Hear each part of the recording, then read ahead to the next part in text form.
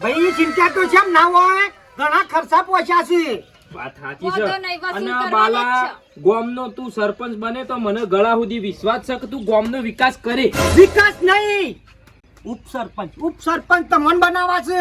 સરપંચ તો હું જ રહેવાનો સભ્ય રહી રહીને યાર મને ગોધા ગાલું યાર. વાલ્યો કે પછલા સમ લેટ આવ્યો, સમ પેલું કોમ ના થયું, ઓમ ના થયું, રોજ રોજ યાર ટેરકાવે.